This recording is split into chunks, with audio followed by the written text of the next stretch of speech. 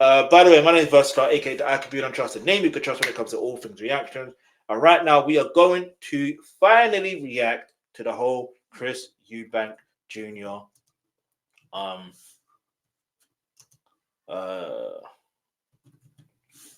on Diary of CAO on his post-fight interview. All right, so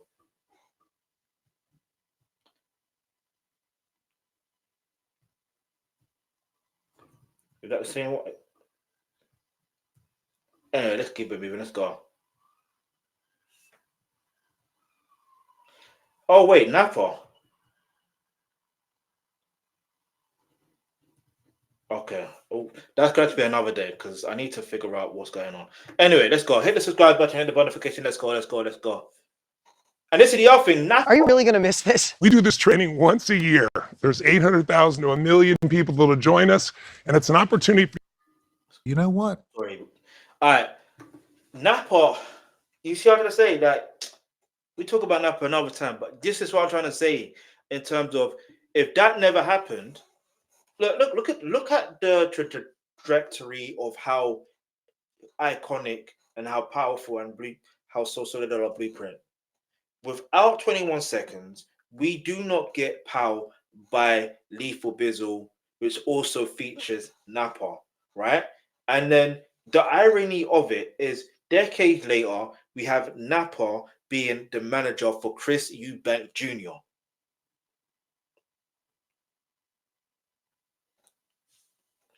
who happens to help Chris Eubank Jr. have arguably the biggest fight in boxing history, especially as far as British boxing, and you could say Black British as well if you want to put that in there. Boxing history. Do you know what I mean? That at the end of the day, that's no small feat. That is a big situation, and I'm again the influence of So Solid. It's like it's an indirect influence. If you catch my drift, do you see how it opens doors not just musically, but it opens doors for other avenues? Because the funny thing is, in fact, we'll watch this. We'll watch it. Let's keep moving. Let's go. Did you get paid an 8-figure number for this fight? Yes. Okay. I was so confident in my ability to beat Conor Benn that I thought, you know what? If you guys want a weight restriction so badly, I'll let you have it. Did you get paid the same? But you got to show me the money. I'm not doing it for free. You named your price, didn't you? I heard. Yes, I did. And Turkey said yes. Yes, he did. The first number you named. You fucked up. I of course Stephen Bartlett's gonna say that because he's a chief negotiator, isn't it? Negotiator in chief. Oh man, because obviously he's a businessman. If you don't know, now you know. So it's that to me I find interesting. I try not to pause it. Oh man, I could have got a couple cars, or you should have doubled it and then come down and met him halfway. But that's the thing, when you're negotiating with promoters or broadcasters, you come in high, expecting them to come in low, and then all right, know this and then that, and then that's usually what happens. The Saudis are not. They're not normal people. They don't have normal money. So a number that you think is fucking great, to them it's it's just yalla, But again, I said I'm not greedy. They paid me, life-changing amounts of money. That's another reason why I did what I did in that ring. I have a duty to boxing, to the people, to the fans. We can't be making the types of money we're making and give half-assed performances. That's disrespectful to people, to the sport, to the fans. Facts. I hear it. We are blessed. We are privileged to be in these positions. True. Earn earn your keep. Do you get paid on the performance of the fight as well, or do you just get paid a lump sum? How does it work? Because you called Turkey, His Excellency. You said a big number. He says yes. Do you get incentivized on how the fight does in terms of pay-per-view? That is what that's all. That all comes in the contract. So Okay. you know, you have your purse, Yeah. and then you will agree on. If we get to 500,000 buys, then I get a percentage. Okay. And then if it hits 600, I get a percentage. You know, so you work it like that. Or just say, all right, well, we'll just pay you this lump sum, and then we get all of the pay-per-view. Yeah. You know, it just depends on how you negotiate. And so you got part of the performance element as well. I'm not going to go into details on that specific part of the contract. In my head, I'm trying to figure out how much that one fight made you, because this is what I respect about Chris Eubank Jr. is not revealing too much, because reality is how much you get paid is a personal situation. You know what I mean? At least he's letting people be aware that when it comes to boxing, it's all about how and what you negotiate. And I guess that's why there's certain fights that don't happen, because you can negotiate a certain fee and they may not agree to that fee. You know what I mean? They may not agree to it for particular reasons, or it may be a thing where they want you to do X, Y, and Z first, and then before you know what I mean? It depends. And even if they, let's say, I don't know. There's, again, it's just business. End of the day, it's business. That's what one thing I'm learning as a whole. But again, what he mentioned about, he got a duty to give you a good performance, not no half-assed. So that was good to hear that from him, because it literally showed that it was a good. Can you tell me how many multiples it was more than your previous fights? Damn.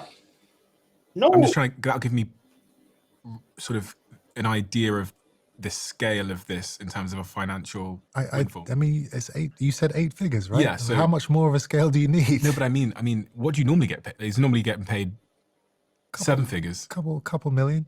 Okay, fine. So this is like 5 times more potentially. Minimum. It was. You know, I don't have to box again. Let's put it that way. But the beautiful thing is, at 35 years old, I'm still hungry. And this is what I don't understand. If you're 35 years old and you still want to box, the question is why? What more do you have to give? I'm still hungry for success in the sport. I'm still hungry for accolades. I'm still hungry to please the fans. You know, a lot of times it's happened throughout history. Fighters will get paid big for a fight, and then they lose that hunger. They lose that dedication, that respect for the industry. Oh, well, I've done it now. Now I'm, you know, let's go to the club. Let's pop the bottles. Let's celebrate. Let's travel. Let's buy this car and this watch, this house. Oh, it's gym today. I was tomorrow. It's okay. It's okay. That's the trap that so many fighters fall into. And that's why I have so much respect for Floyd Mayweather. He has made a disgusting amount of money, and his performances and his dedication never, ever, ever changed. That is, you know, it's incredible, because guys, they make their first million and their head's gone. Oh, I made it. All right, cool. No, it's not cool. You know, boxing is a lifestyle. It isn't a one training camp. It isn't one fight. It is a lifetime. That's interesting him saying that. You know why this is sacrifice, which is. You know why I'm saying it's interesting, why he is saying this, is because if you think about what his dad was telling him at the very beginning of his career, which is prior to him getting into the boxing industry, he was letting him know that you don't have the hunger and the desire, because like, I'm taking one out of context here, but you get what I'm trying to say. But he was more or less letting them know that it's a certain background of people that are champions because they come from a particular environment. And look at you. You grow up in an environment where that's not your environment. So how can you be dedicated and be hungry to want to win? There's nothing that is driving you. Not like, again, this is not verbatim, but it kind of makes sense to what his dad was saying, right? So now when I'm hearing him now talk, it makes sense to why. Because there was another video where Chris Eubank Sr. was talking about how he didn't like when Chris Eubank Jr. was going to Floyd Mayweather Jr. because he's too flashy and this and that. I don't know how to explain it, but like he explained these reasons, and this is the thing about parents and kids, right? Like a child, irrespective of their age, are going to do certain things based on certain reasons, certain factors. So they will look to someone for something that if you're not providing that or can't provide that, they're going to see it from someone else.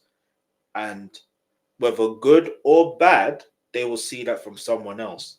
And it's up to them or up to the parent really to properly guide them and be like, listen,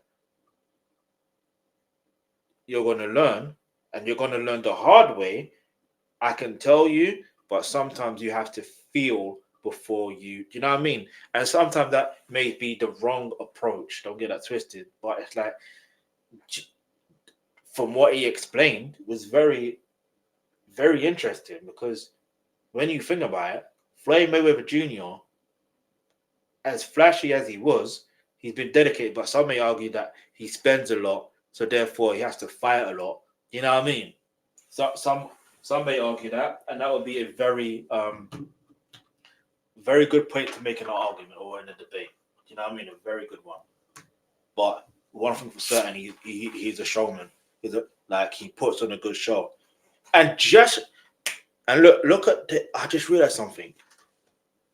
Chris Eubank, for the life of me, I remember there was a time, even before this fight, should I say, especially before this fight, Chris Eubank Jr. was getting booed a lot. He was the villain for some reason. People didn't like him for some reason. Then I started to think, now I'm thinking, hold on, it's the same thing with Floyd Mayweather Jr. So when you have that similarities in retrospect, and they're also a junior, by the way, they also have fathers that were boxers as well, professional boxers. Do you get it? So it kind of makes sense to why he would naturally gravitate towards being inspired by Floyd Mayweather Jr. It makes sense. Let's go. Which is why I never gave up going through all the things I was going through leading up to this fight, because I know I've put the work in since I was 14 years old. Mm-hmm. So it doesn't matter what's going on in these 2 months. I've served my time. Mm-hmm. I've been through the trenches time and time and time and time again, and I've always found a way to survive. So I'm going to do it now. Not, oh, well, there's weight clauses and my dad is giving me issues and this and that and that. So this is going to be tough. Maybe I shouldn't do this. No, you're going to get through it. Just like you got through that treadmill run, just like you got through that cut in that fight, just like you got through in that cramp in your leg in that fight. You build up a tolerance for pain and suffering. You did look like a man possessed. At moments in the fight, to me, you looked like a man that had nothing left in the tank, but one that was still possessed, as you've kind of said, by something else. Because even when it looked to me like there was no energy left, your arms were still swinging and you were still marching forward. So it was confusing. It's always confusing to me because when I feel like that, like I don't have that reserve tank, which was something else. Like I actually can't swing my arms. There was no reserve tank. There was nothing left. What's going through your head in those moments when you've got no energy, but Conor Benn is in front of you and there's still minutes left in the round? Are you thinking? Is it like a conscious? Yeah. What are you thinking? You know, I remember going back to the corner in the maybe the 8th round, 7th or 8th round, and I can hit my trainer and my cornerman. Gotta use the jab, Chris. Just stay on your jab. You're good. Control the jab. Use your feet. I looked at him. I said, "It's too late. It's too late. I'm sorry. What's gonna happen is gonna happen. You'll see." There was a look of confusion. It's funny you said that, yeah, because I remember watching Chris Eubank Sr.'s reaction to this fight in terms of what he was talking, and he mentioned in those particular rounds when he got to his son's corner, he was saying, "Look him, yeah, Rastafari," like, you know what I mean?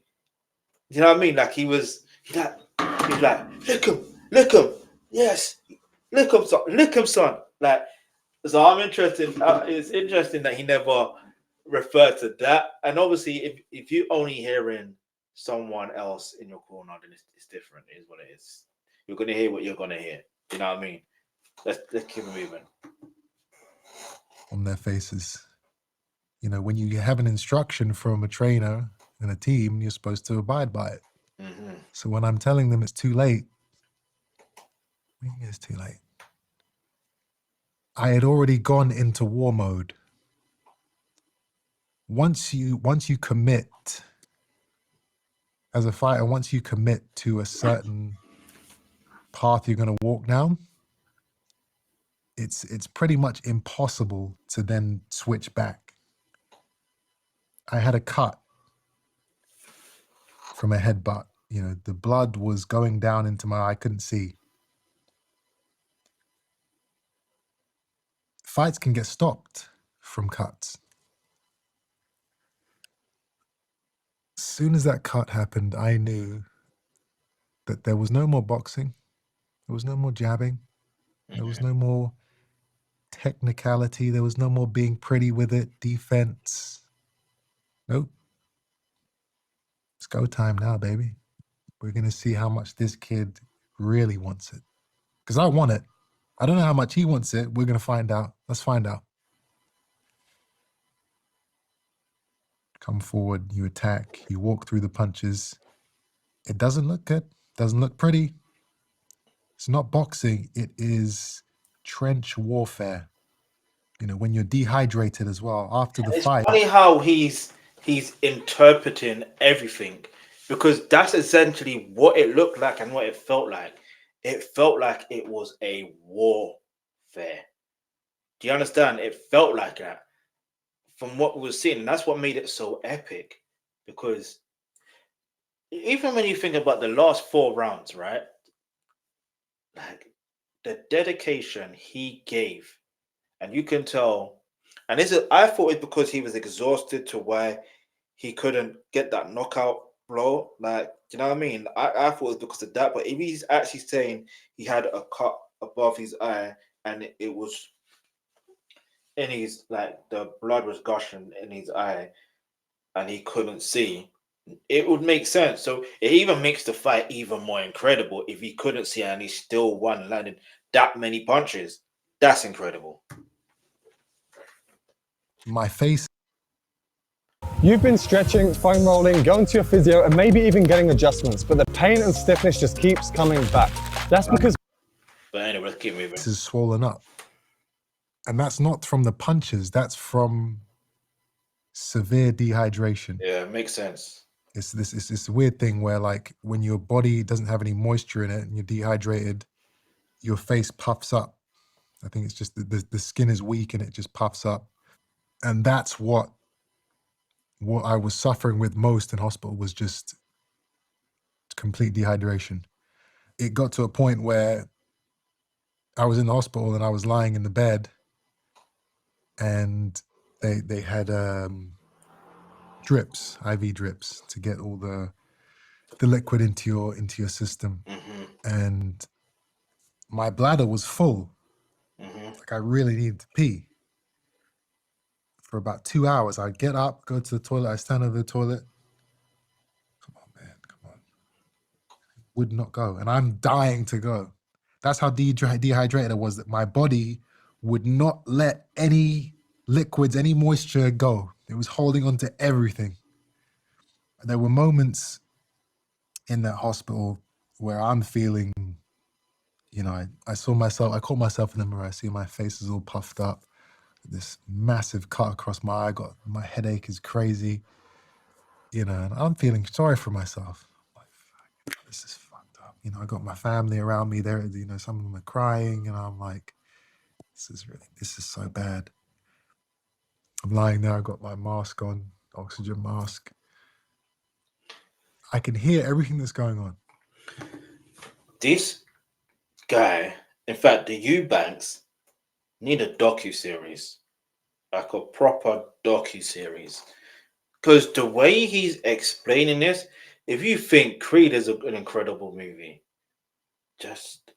and that's based on fiction, the Eubank and Ben situation, like, it's just an incredible journey, especially Chris Eubank. No disrespect to Conor Benn or Nigel Benn, because it is what it is, but like, yeah, the way he's explaining this, damn.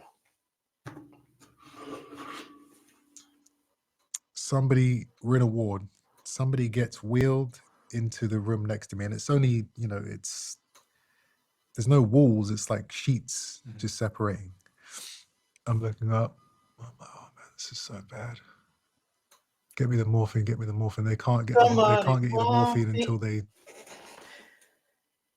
What's it that Michael Jackson tune? Morphine, Demerol, oh God, you taking Demerol. Ooh, hey, listen. Michael Jackson literally had a song about morphine and Demerol. Like, huh? Hey, listen, when you're the greatest of all time, you can make a tune about anything. Demerol, oh God, he's taking Demerol.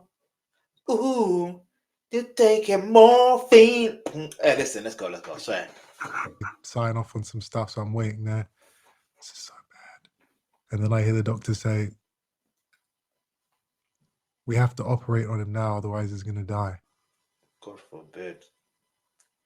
I heard that from the other room, and I thought, oh my God, I'm great. I'm blessed. Amen. I should not be feeling sorry for myself at all, because I knew I was in pain, but there's a guy next to me. He's about to die. God forbid. What am I doing, feeling bad for myself and complaining about a headache and a cut eye? He's about to die. And I don't know, they wheeled him off, and I don't know what happened to him.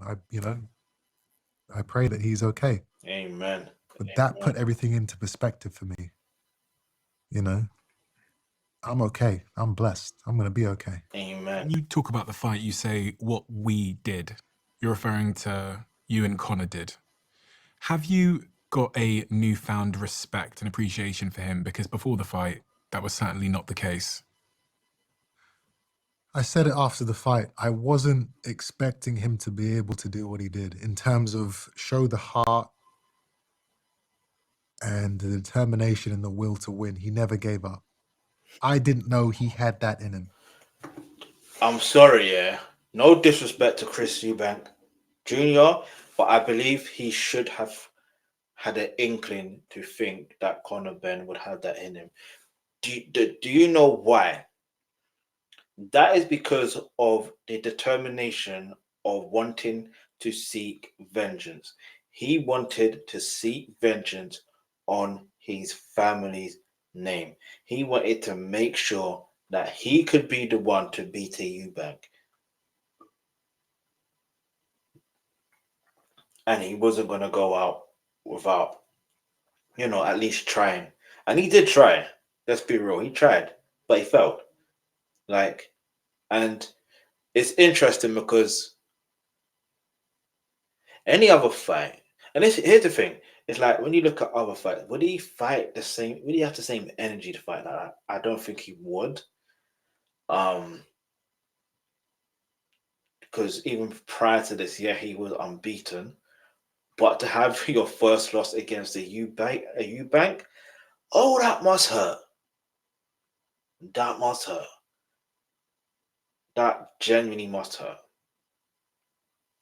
So I don't know, it's one of those things where I'm like, I don't know. Chris, you should have studied your opponent a bit more properly to really read his energy properly. Because you can never underestimate anyone who's trying to seek vengeance for their family. Never. The pure heart and determination is what's going to outpower their physical. Do you know what I mean? And in fact, don't even outpower, it will add power to the physical. So I don't know, man. You let me know. Is that the case of what it was supposed to be, if that makes sense? Because he had more than ample time to study his opponent properly. But anyway, let's go. I hadn't prepared for a 12-round fight like that. You see? I thought that I would get to 5 or 6 rounds, he'd start feeling the pace, and he'd look for a way out. You see? He did not do that. That was the plan. So in that respect, I have respect for him. The fight finished. I did not shake his hand. I didn't congratulate him. I didn't speak to him. I didn't hug him, which is what most fighters, pretty much all fighters, do after they fight. Yeah, true. And especially a fight like that, you would expect that. I couldn't do it. I didn't have it in me because in my mind, this kid is still a drugs cheat. He still tried to cheat in our first fight. Failed 2 drugs tests. No, he won 2. Never owned up to it. Denied it. No apologies, no admittance, no matting up. I can't forgive that. I can't respect that. I can't shake that hand until there is some accountability. He's not going to give it. I have to set an example to the kids that are watching this fight, that are watching these scenes.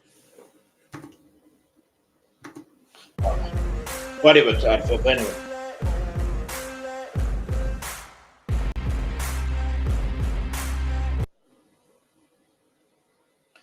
I just find it interesting how he still end up fighting him in the first place anyway. If you don't have respect for that person, why would you fight them in the first place? That's my argument. But other than that, let's go. If you cheat, if you take performance-enhancing drugs, you don't get respect from me. I can't give you that respect because there are kids who are saying, oh, well, hold on, he was doing drugs a couple years ago, he got caught, but now it's okay. So this really did bother you. I wasn't sure if that was just part of an act to sort of promote the fight. You would, the Really big cared about slap, the sport. the constantly berating him about this, the voluntary the doping ban that he had. So I think it was July 2022 or September 2022, Conor Benn failed 2 voluntary anti-doping tests for clomiphene, testosterone boosting substance, and therefore the original fight was cancelled. The UK Anti-Doping Association formally suspended Conor for a doping violation. They reinstated Conor, citing egg contamination. and then reinstated Conor's suspension following an appeal. Ultimately, in November 2024, Conor was cleared to fight after the panel ruled that they had failed to prove intentional use. I wasn't sure if you were actually really bothered by this or whether it was part of the promotion of the fight. Oh, clearly. Bothered is an understatement. Really? Yeah. I don't hold grudges. I'm a man that can forgive. Never forget, but I can forgive. But when it comes to something as serious as drug cheating in this sport, you saw what we had to go through. So if somebody's got something in their system which is going to make them fight harder, take more punishment, react quicker, that is a form of attempted murder, in my opinion. You're going into... That is true.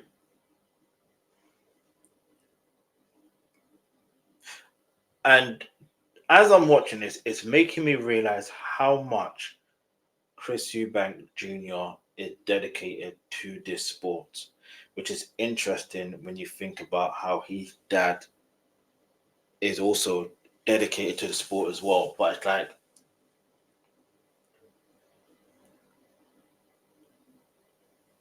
yeah, it's just one of those things, man. Let's keep moving. Let's go. into a fight with extra weaponry. Is it possible that he didn't intentionally take something, in your view? Have you considered that? Do you know, for me as just an onlooker, I saw him, the emotional impact it had on him. I saw him in tears. I saw him talking about suicidal ideation after that came out.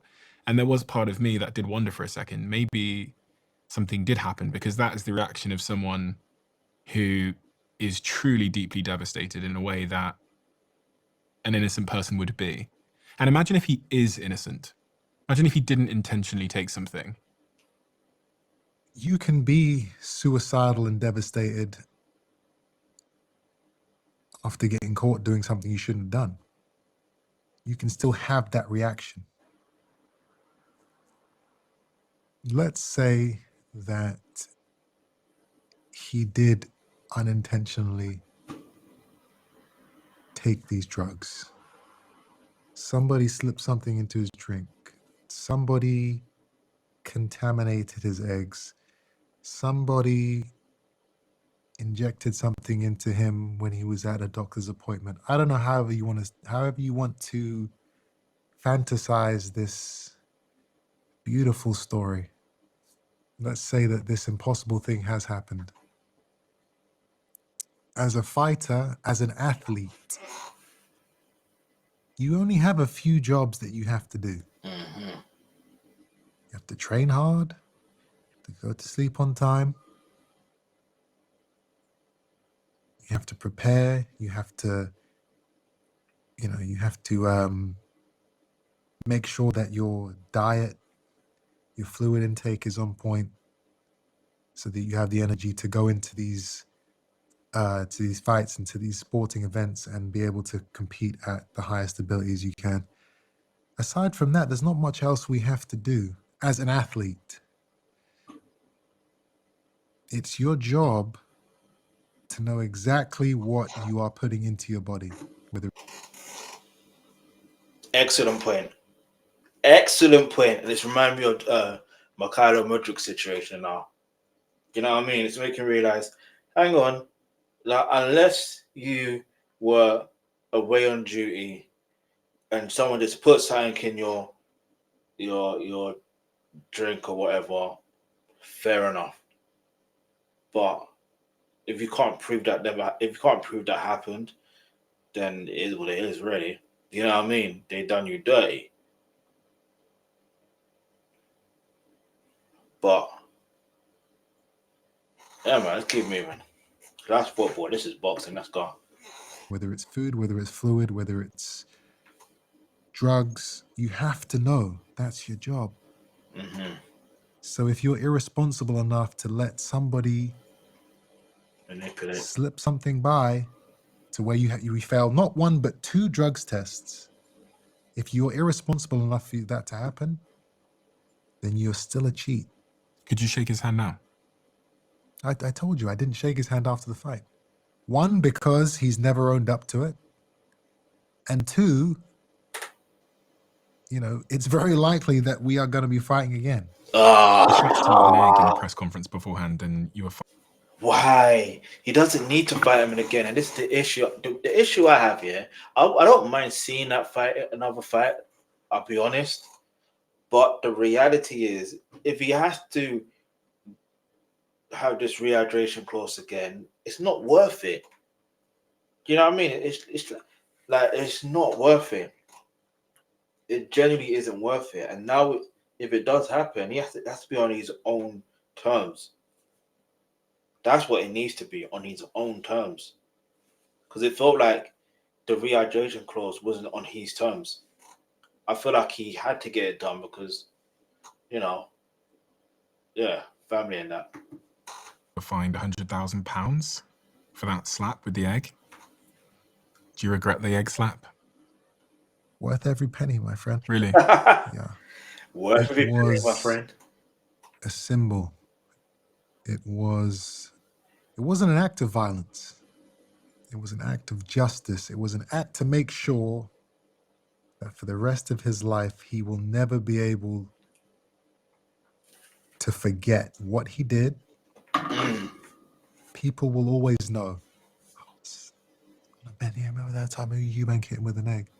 That will be with him for the rest of his life. And that's what he deserves for failing those drugs tests.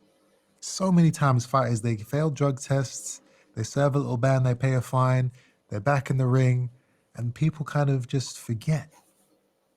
Kind of just get swept under. Oh, don't talk about that. Come on, he's doing so well now. Come on, he served his time. No. This kid he's not getting that. I'm going to put this egg across his chin. There's going to be pictures that are going to circulate around the world. Which he did. That memory will stay with him for the rest of his life. He will always be known for that. Why was it an egg? Why did he hit him with an egg? Oh, because he was treating with drugs and it was a contaminated egg or something like that. I want that story to live with him.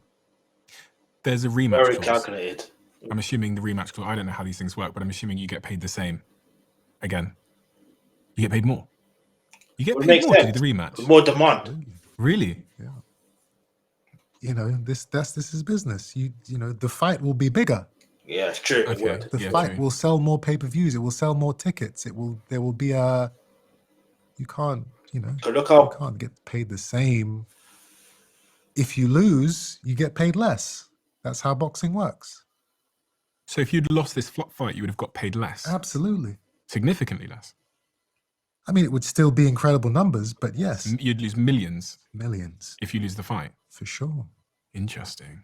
But that's not just because we're working with the Saudis. That's boxing in general. Yeah. They say in boxing, you're only as good as your last fight. If you win, you can demand more the next time. If you lose, well, you lost, so we're going to give you this. So this rematch clause, if you decided to walk away now, or Conor decided to walk away now, is there any penalty? That's a good question. I don't know if there's a penalty. Yeah. Maybe I could be sued. Okay. Wow. Yeah. So we're really going to get part two. All that stuff I have lawyers that deal out all the small print. But in all honesty, historically part four. I was like, you guys want to sign a rematch clause for this? No one's going to want to see a rematch after I do this, what I'm going to do to you. That's what was in my head. I was like... this is what I'm saying. I don't think I really want to see one, but... 3, 2... If it's going to... Deliciously distracting. You try resisting sweet and savory. They're contracting me. They have to deliver a rematch. They have to pay me this amount of money minimum. This is amazing. Because I'm going to go out there, I'm going to blast this guy out, and then, and people probably aren't going to want to see a rematch. So this is amazing that I'm going to actually get it contracted in now. Did you even think that in the day before the fight when you were struggling? Did you even think you were going to blow him out? Even when you were struggling? That's how much I didn't respect not even the ability, because I knew he had ability, but the mindset. Were there people around you encouraging you or floating the idea of you pulling out of the fight because of your health condition? I never said I had a health condition. Exactly. He didn't You say it. are, kind of listening to what I've said, and that's what you've taken away from it. I'm not confirming or denying that, just to make that clear. I'm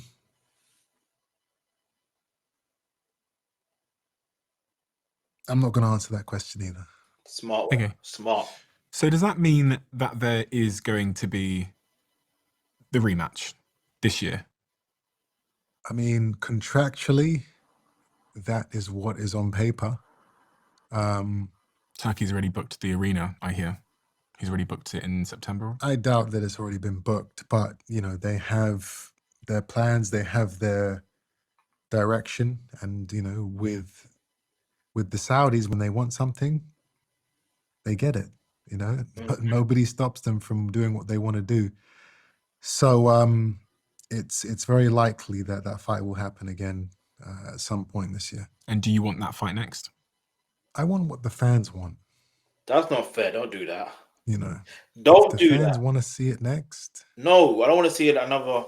Who am I to next. say no? I would rather he fight Canelo or something next. It's a fight that's inspired people. I got friends calling me up, messaging me. Oh, my son! I took my son down to the boxing gym for the first time today. Like, it's getting kids into gyms. Yeah, that's good. He never wanted to box before. He plays football every day. Now he's in the boxing gym. They send me pictures of him hitting the bags and stuff. It's amazing. Crazy. How much better do you think you could be as a percentage? If your dad's back in your corner now, you're going to be a bit more versed in, I guess, preparation and the weight cut or whatever. You said pointed out a few things you said you would have done differently. Well, I fought him. I've lived with him for 12 rounds. Mm-hmm. I know what he is, what he's capable of. So in that aspect, the next fight for me should be a hell of a lot easier. Because, I'm one of them fighters, all I need is to experience it one time. And then I know what to do with you. That's how I've always been, especially in like sparring. Mm-hmm. I remember the first time I ever went into a gym, I can't remember if I told you the story, but I got my ass battered for 3 rounds. The first time I ever went to a boxing gym. But I knew what he was. I knew how strong he was. I knew how fast he was. I knew the type of punches he threw. Mm-hmm. So after 2 months of training and preparation, I got back into the ring with that same guy and I battered him. That's all I thought about, So I believe the same thing will happen with Conor. I won the first fight and I got to experience what he is. There's so many things I know now about him that I can practice, perfect, tweak, tailor my performance to take advantage of his weaknesses. And he will probably do the same with me. Yeah, you see? But my experience is so more superior to what he is in terms of what I've done and the guys I've faced. I know how to capitalize on being in a ring with somebody before that he doesn't. I've been in rematches before. I've rematched Liam Smith, who beat me in the first fight. If you love the Diary CEO brand and you and watch the this second channel, fight, please do me a huge favor. Become blew him part out of the the water. 15% of the viewers on this channel that have hit the subscribe button. It helps us tremendously. All right, anyway, let's keep it moving. I thought I already subscribed to their channel, but it is what it is. So I'm hitting the like button. We're gonna hold on. Give me a second. All right, no rematch.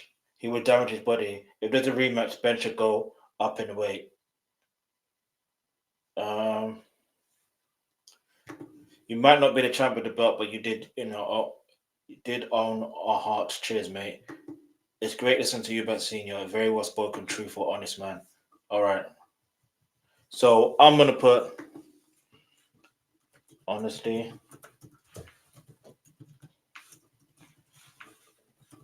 There should be no match. Just of the close regarding weight and the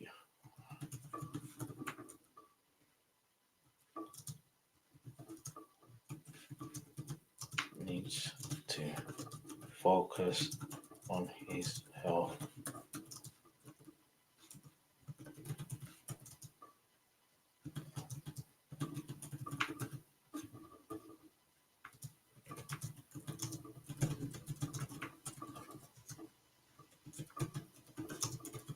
Next, and one more fight, and then, however, he will forever be the people's champ. You know what I mean? But anyway, let me know what your thoughts are. Should there be a rematch? I don't think there should be. It's only because they're not realistically in the same weight level. There are different ages as well. That's another thing. And I just think at the end of the day, like, if he's calling him a drug cheat and this and that, why give him another day of light? And I get there is a clause in that contract. So it's a thing of, well, you got to adhere to that contract. But some contracts you can break out of it legally. You know what I mean? It may cost a bit to get out of, but then a part of him is, sorry, part of me is thinking, well, he's not the type of person to want to pull out of a contract anyway. He wants to adhere to it and show the fans what time it is. But for another fight to happen in September, it's too soon. I don't really want a rematch, but if a rematch was to happen, then there's certain conditions that should be put in place. But anyway, that's my 2 cents on that. Let me know what your thoughts are in the comment section below. Shout out to Luke. In fact, I'm gonna put your thing up now. Give me a second. Don't know why this is moving. Bear mad. All right. Shout out to Luke. Howarth. Things are going well, fam. Yeah, me. Let me know how things are going with you, especially in my next stream. By the way, you know what I mean. Let me know, or put it in the comments when this is properly uploaded. But yeah, man. Appreciate you watching. Appreciate everyone else who's been watching. But yeah, until next time, make sure you stay subscribed so you're notified of when I do upload next or when I do go live. You know what I mean? Because you never know what I'm gonna react to. And plus, listen, I wanted to react to the controversies, but I'm looking at time now. I'm like, yeah, I ain't got time for that. You know what I'm saying? Next time, all right? Next time.